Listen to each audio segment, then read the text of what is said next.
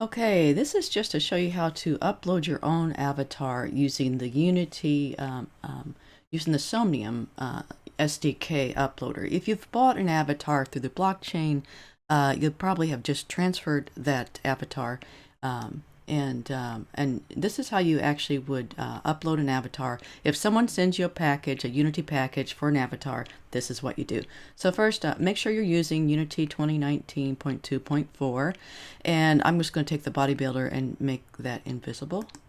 And so I'm just going to right click into this asset space, and I'm going to import package, custom package, and then I have all these packages that are already pre-done. I'm going to double click, and it's going to bring in, it's actually going to be more than one folder. This particular package is not as tidy as what I like to make them. If you look over here, you'll see there's some related packages, Ishia package and AY avatars 2.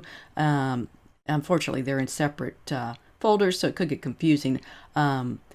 Avatar 2's, this is the prefab. This is what we're going to use. See how there's no arrow at all here? And if you click on it, and go to the right on the inspector, it actually says prefab. That's what we want. But if you're looking and you find something that looks like this, which is real similar, it has the arrow. That is not what we want.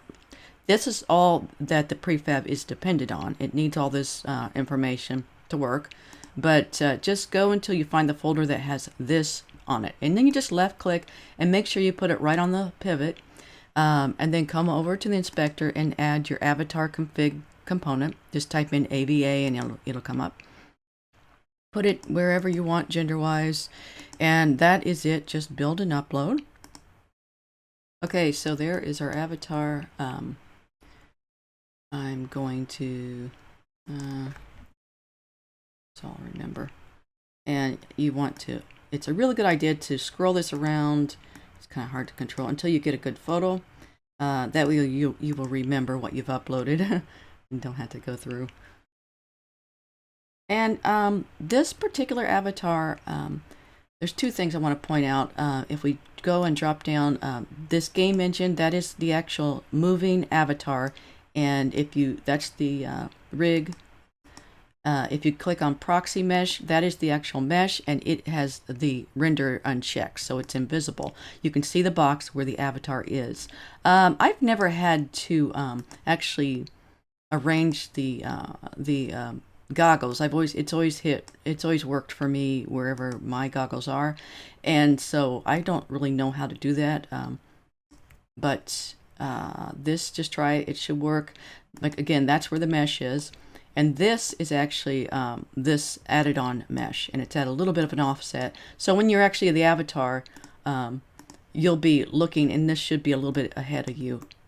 Now, the other thing I want to point out, and this was kind of a happy accident, I had an LOD, a level of detail model on this, and it was not working with the avatar uploader. And that's fine. I just decided to use it without, so I took all those extra models off.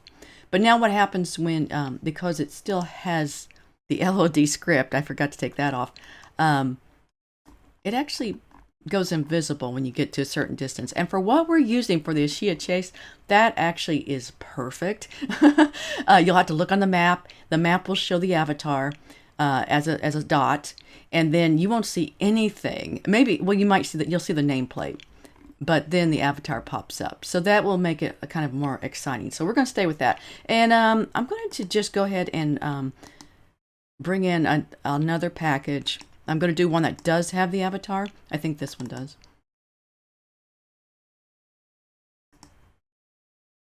And I'll just click on this one and delete it. One thing that's good is after you've had after you've placed a script on these things, it's sometimes a good idea to take it back off. See how this prefab is blinking? Once you've uploaded that avatar, you can go ahead and take this script off, and then you won't have that. Just remove component. So then it stopped. So now here we are. Again, this package has, this is the original FBX. We don't need that. Well, we need it, but we don't use it. Go to where you find the prefab. So again, prefab, left click and just drag it onto the model pivot. And now we have this one, and I don't see, I guess I don't have this one. Let me see if there's no material, so this is not going to show up. And I believe if you do check it, you'll have pink skin. With the materials missing, you should have pink skin when you're in game. Yeah, like that. So if you did want to be visible on any of these, you could go ahead and just be the pink, the pink avatar. I'm using just a real low poly avatar, so it doesn't take, it doesn't take any, you know, juice. So that's it. You do the same thing with this one. You just be sure you click on the parent up here, add the components, avatar script, and do the same thing. This has, I don't know what that special check is. I can't read on my computer. And then just click build.